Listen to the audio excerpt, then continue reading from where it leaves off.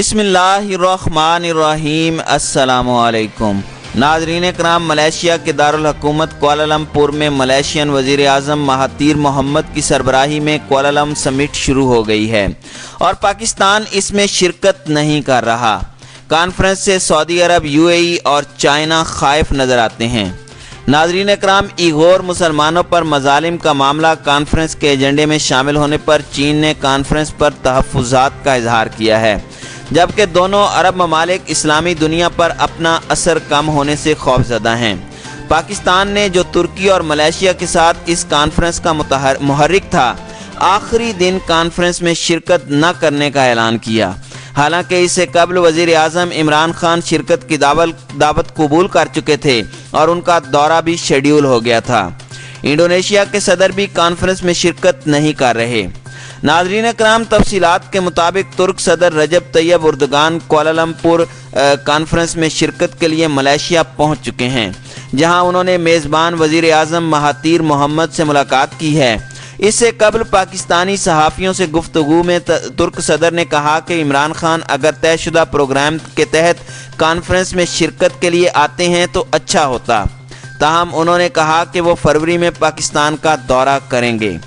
ناظرین کرام، Kuala Lumpur conference میں ایران اور قطر کے سربراہان بھی شرکت کر رہے ہیں۔ مہاتیر محمد نے کانفرنس سے افتتاحی خطاب میں کہا کہ ہم پوری دنیا میں مسلمانوں کی زندگیاں آسان بنانا اور اسلاموفوبیا پر قابو پانا چاہتے ہیں۔ انہوں نے کہا کہ ہمیں ایسے راستے تلاش کرنا ہوں گے جس سے ہم اپنی کمزوریوں پر قابو پا سکیں اور دفاع کے لیے ہمارا غیر مسلم طاقتوں پر انحصار ختم ہو۔ ناظرین کرام، دوسری جانب سعودی عرب نے کوالالمپور سمٹ میں عدم شرکت کے فیصلے کی وضاحت کرتے ہوئے کہا ہے کہ یہ دنیا کے 1.75 ارب مسلمانوں کو درپیش مسائل پر تبادلہ خیال کے لیے ایک غلط فورم ہے۔ ایسے مسائل پر اسلامی تعاون تنظیم کے فورم ہی پر بات چیت کی جانی چاہیے۔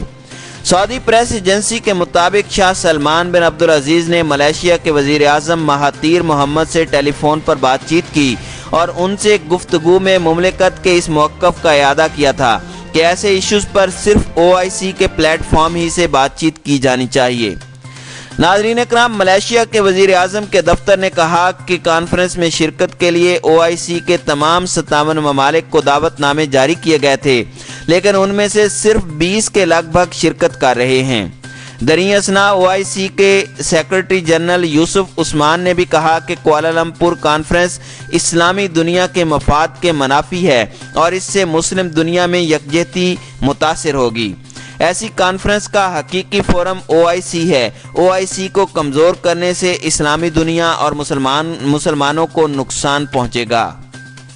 ناظرین اکرام، خیال رہے کہ وزیر اعظم نے اس معاملے پر سعودی عرب کی ناراضگی کے بعد سعودی عرب جا کر سعودی حکمرانوں سے گفتگو کی تھی، مگر وہ ان کو پاکستان کی اس کانفرنس میں شرکت پر راضی نہ کر سکے، جس کی وجہ سے وزیر اعظم کو پاکستان کی خارجہ پالیسی کے حوالے سے اس اہم فیصلے سے پیچھے ہٹنا پڑا۔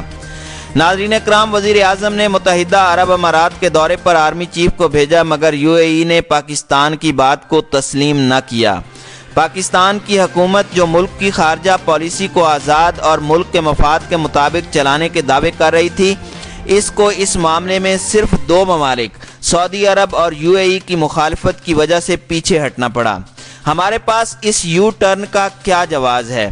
کیا چند ارب ڈالر اور مؤخر ادائیگی پر تیل کی فراہمی ہماری حکومت کی خارجہ پالیسی کی قیمت ہے؟ ملیشیا اور ترکی نے کشمیر کے معاملے پر پوری دنیا میں سب سے بڑھ کر اور کھل کر پاکستان کا ساتھ دیا تھا۔ بھارت نے ملیشیا سے پالیسی تبدیل کرنے کو کہا تو ملیشین وزیر اعظم مہاتیر محمد نے بھارت سے تجارت میں کمی کرنے کا اعلان کرتے ہوئے کہا کہ ہم کشمیریوں پر پاکستانی موقف کی حمایت جاری رکھیں گے، جبکہ اس کے مقابلے میں سعودی عرب اور UAE نے پاکستان کی کھل کر حمایت نہیں کی، بلکہ صاف کہہ دیا کہ ہمارے تجارتی مفادات بھارت سے زیادہ ہیں اور کشمیر علاقائی مسئلہ ہے، امت مسلمہ کا مسئلہ نہیں ہے۔ ناظرین کرام، اس وقت سعودی ارامکو نے بھارت میں 70 ارب ڈالر کی سرمایہ کاری کا اعلان بھی کیا تھا۔ ترکی نے بھی کشمیر پر مستحکم موقف اختیار کیا، مگر ہم نے اپنی خارجہ پالیسی پر یو ٹرن لے لیا، جس کا جواز پیش کرنا ممکن نہیں۔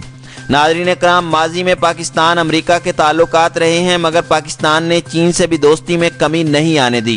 OIC اس وقت غیر فعال ادارہ ہے، وہ کشمیریوں کے بارے میں کوئی قدم نہیں اٹھا سکا، نہ فلسطینیوں کے لیے نہ روہنگیا مسلمانوں کے لیے کوئی کردار ادا کر سکا اور نہ آسامی مسلمانوں کے لیے۔ سوال یہ ہے کہ وزیر اعظم طیب اردگان اور مہاتیر محمد سے ہونے والے عہد و پیمان کو کس وجہ سے نہ نبھایا جا سکا؟ کیا قومیں اس طرح اقوام عالم میں اپنا مقام بنا سکتی ہیں؟ قوموں کی برادری میں سربلندی کے لیے رہنماؤں کو اپنے کیے گئے وعدوں اور باتوں پر قائم رہنا پڑتا ہے، ورنہ لیڈر کی عزت نہیں رہتی اور نہ ہی قوم کی۔